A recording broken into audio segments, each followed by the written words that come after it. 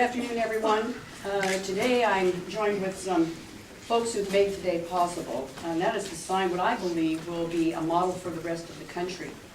It's a law that ensures every public school student has a good teacher that he or she deserves, and every neighborhood school has a good principal that it deserves. If anything, I can say this bill did take a village to get there. I want to thank the people behind me first and foremost. Senator McAuliffe, who serves as the chair in the Senate, and Senator Litzow, Representative Litton and Representative Danmeyer. Representative Santos can't join us today, but she's the chair of the Education Committee in the House and was critical, and Representative Marcy Maxwell. The first four that I mentioned and myself spent many hours getting to know each other over lots of M&Ms, and it was a wonderful work of progress. There was a lot of skepticism about our ability to get it done in the room, but in the end, with the greatest of respect and admiration for our teachers and principals and their students, everybody worked towards what is the right thing to do and what will really work to help our students achieve the success they deserve, what will help our principals and help our teachers improve. It is the culmination, however, of some hard work that started well before this legislative session. It actually began 2 years ago. It was a groundbreaking teacher-principal evaluation system. It was designed from the bottom up, everybody working together, deferring to best practices and experts around the country. And that includes our teachers and their principals, school associations, administrators, researchers, PTAs, stakeholders who just care passionately about the issue, legislators, and of course myself and my staff. And a particular shout out to my staff person who did an immense amount of work, Judy Hartman, who is a very valuable, important person to me in every respect, but on this bill, Judy, congratulations, job well done. And I want to really thank the legislators present and those who couldn't be with us today in their process of forging a consensus on a very difficult issue. The result is, for the first time, Washington Public School teachers and principals will be able to know exactly what it is that is expected of them so that they can grow and they can succeed in their profession. They will be evaluated based on 4 areas: unsatisfactory, basic, proficient, and distinguished. In short, they will receive the guidance they need to grow and to improve for our students.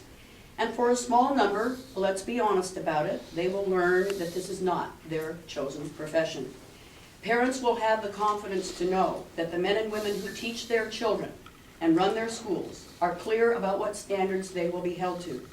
This is important because in my experience, parents who lack confidence in our public school system talk about one bad teacher or one bad principal, and it's on that they then say the public school system is not doing what is best for their kids.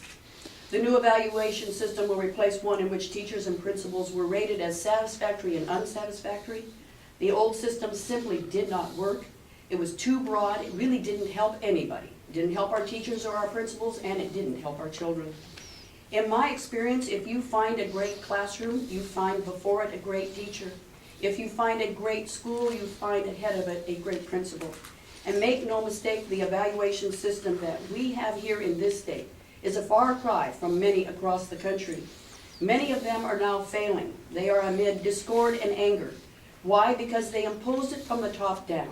They didn't do it based on expertise and based on best practices. They didn't listen to each other and let the teachers and the principals and parents and others get involved in the process. For success, it is hard work. You have to bring competing interests together, and you have to ultimately do what is absolutely best, first, foremost, and last, for our students. As our own Bill Gates put it in a recent New York Times op-ed, quote, "A systematic way to help teachers get better in the most powerful idea in education today. The surest way to weaken it is to twist it into a capricious exercise in public shaming. Let's focus on creating a personnel system that truly helps teachers improve," unquote. In Washington, that has been our focus, and the bill that I will sign today is the result. Again, teachers need to grow, and they need to know that what they're doing is right and they're doing well, or they have areas to improve and they're put on a schedule to do so. The same goes for our principals. Along with the expectations for the teachers and principals, here are some of the main elements of the bill. All school districts must begin implementation of the new evaluation system no later than the 13-14 school year and complete implementation by the 15-16 school year. Student growth data is a substantial factor in evaluating teachers and principals. Evaluations will be conducted with fairness and skill.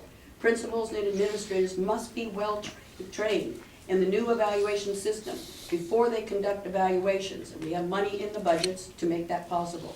For experienced teachers, those with more than 5 years in the classroom, we obviously expect more, and these teachers cannot stay at the basic level and keep teaching our children. New teachers must reach at least the level of basic before they move on to provisional status for a continuing contract status in our system. The idea of probation is more than notice to a teacher. It's about customizing a plan of improvement for that teacher, a clear path for that teacher or principal to get there. And if they do, they are elevated beyond basic. If they fail, they must choose another profession. We aim for every teacher and principal to be successful. We want to celebrate and honor those teachers who are distinguished.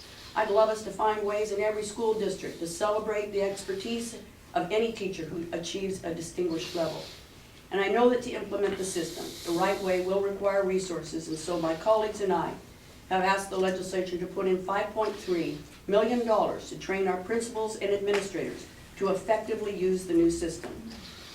We must spend this money to get the results that we need for our children. The bill contains many other elements that, taken together, add up to a fair, effective evaluation that will improve the quality of student instruction, and that is the bottom line.